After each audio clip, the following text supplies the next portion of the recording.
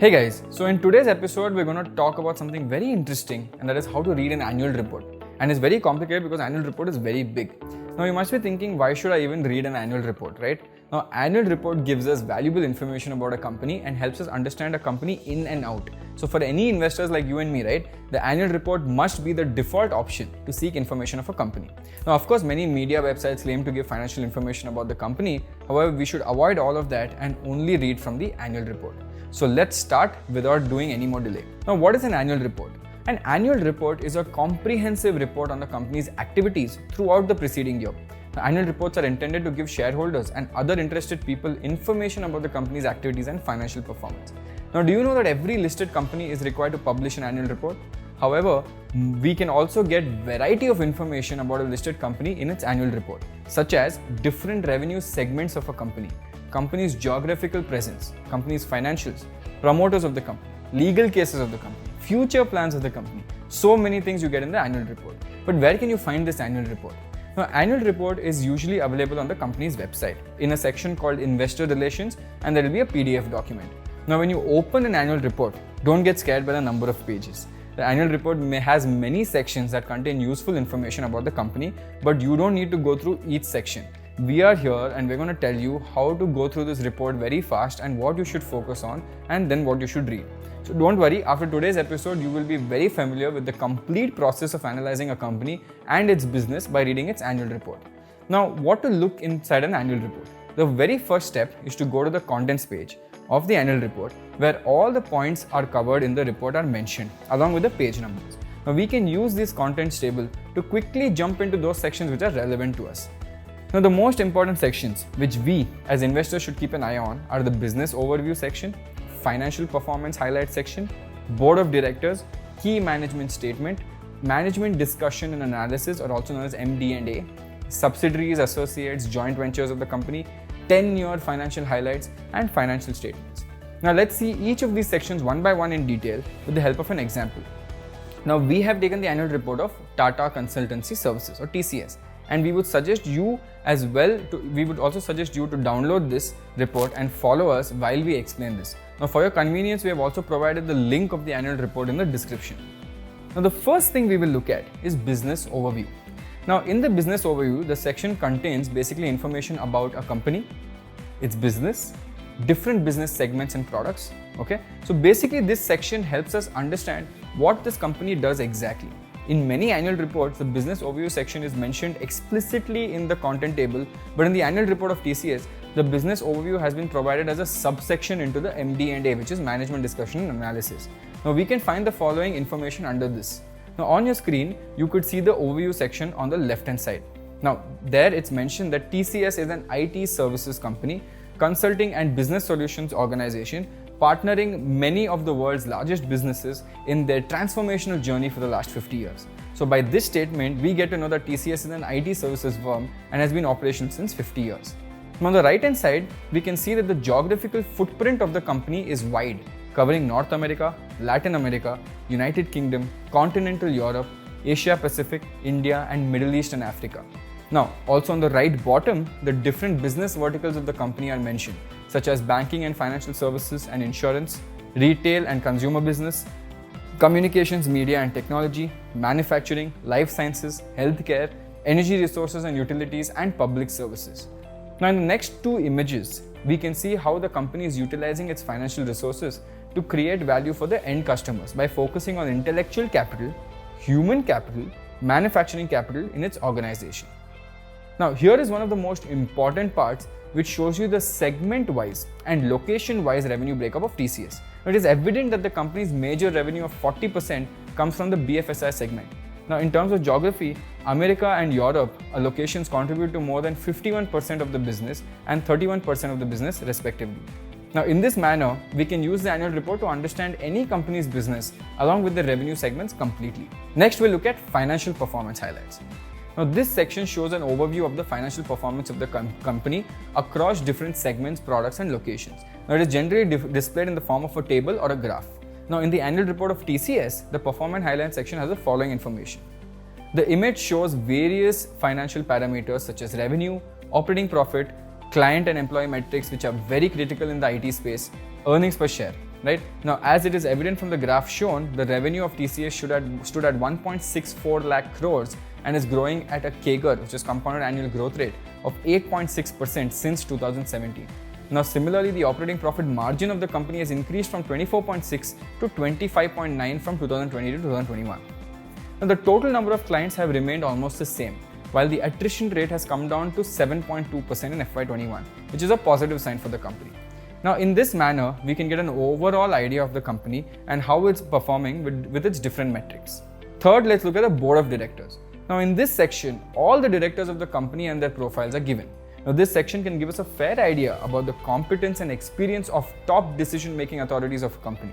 Now, in the annual report of TCS, the board of directors section shows the various independent and non-independent directors of a company, some of which are executive directors while others are non-executive directors. Now, on the right-hand side, it can be seen that the average age of the board is 60 years, with the average tenure of the board equal to 5 years. Now, the highest tenure on the board goes to as high as 14 years. Now, these numbers reflect that the directors are quite experienced and have been associated with the company for a very long period of time. Now, if you look at the management team, names of all the CXOs have been given with Mr. Rajesh Gopinathan being the CEO and managing director of the company. 4.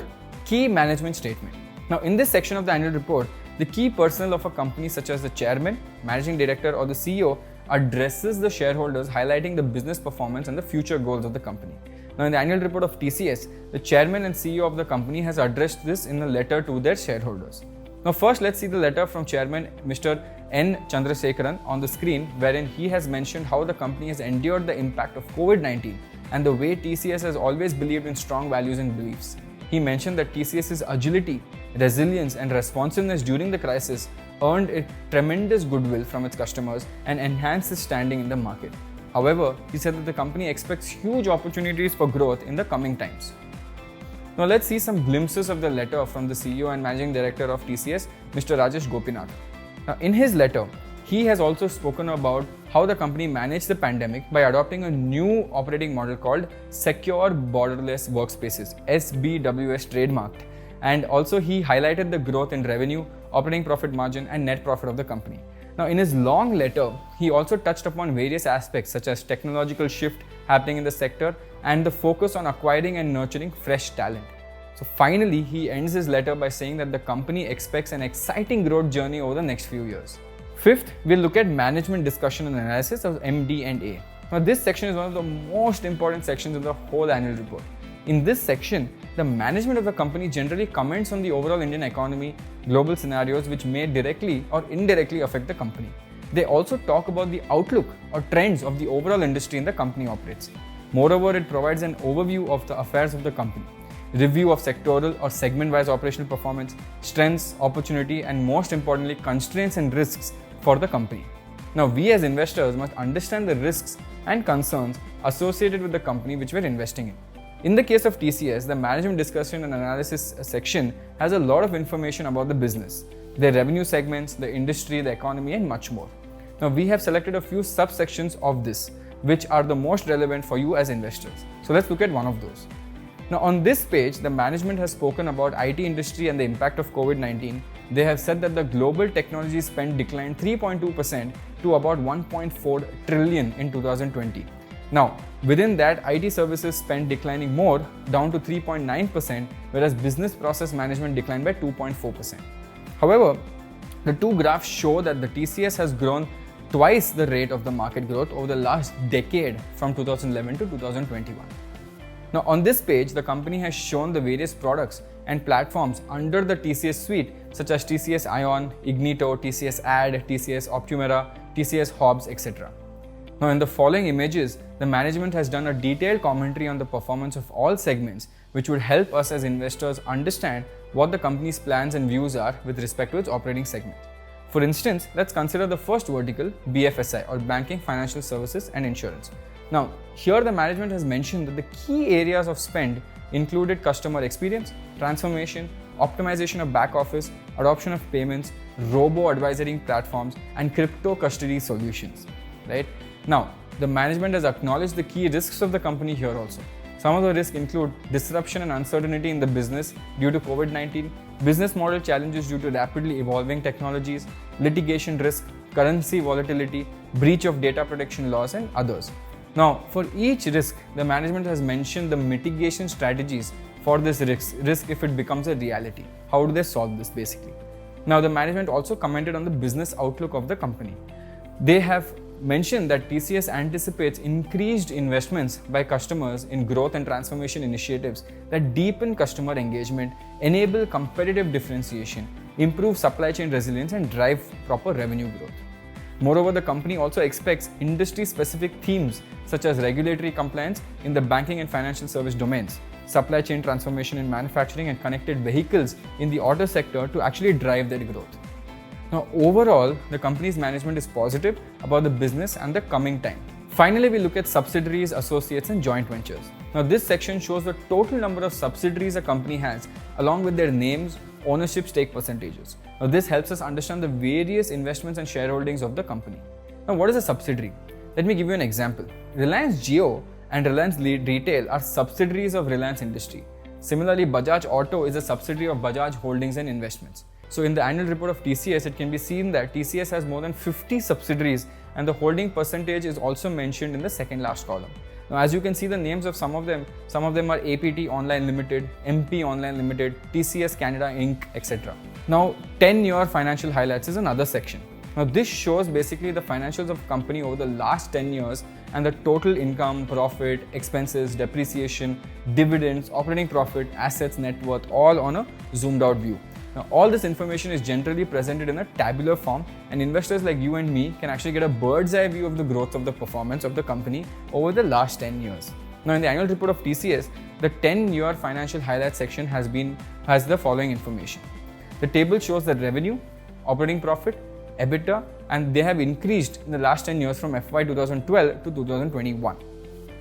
The next table shows different financial ratios such as employee cost to total revenue, EBITDA to total revenue, debt to equity to total revenue, and current ratio over the last 10 years. Now, it is clearly evident from these two tables that TCS has become a consistent performer over the last 10 years. Now, finally, there's another section called financial statements. Now, financial statements of a company can further be divided into two subsections: standalone financial statement and consolidated financial statement.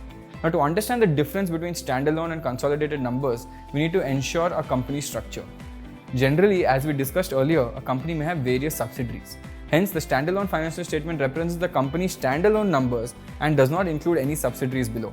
However, the consolidated numbers include the company's standalone financials and the subsidiaries' financials as well. So it gives you a whole picture.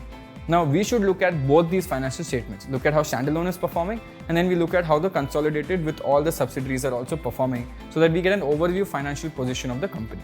Now, under the financial statements, we must focus on three statements, which we spoke before. One is balance sheet, profit and loss statement, and cash flow statement. Now, in the annual report of TCS, both the standalone and consolidated financial statements have been given. First is the consolidated balance sheet. Here we can see the total assets and liabilities of a company. Now, if you want to know how to read this balance sheet, we already have covered it in detail in a previous episode, so you can definitely check that out. Next is the consolidated profit and loss statement. Here we can see the revenue, expenses, profit and loss of the company. Now, in our previous episodes, we have already covered this, so you can go check them out as well. Finally, there's a consolidated cash flow statement. Now, in this statement, we can understand how much cash of the company has been generated from different activities such as operating activities, investing activities, and financing activities. Again, we have done a full episode on cash flow statements, so you can go check them out as well. Now, just like consolidated financial statement, we should also see the standalone financial statement to see how the company's numbers look after excluding its subsidiaries. So finally, these were 8 sections which you should focus on while reading an annual report. Now, one more point to keep in mind, no two annual reports are same. Each company has its own format and own way of putting details in an annual report, as it's the company's requirement or the industry that they operate in.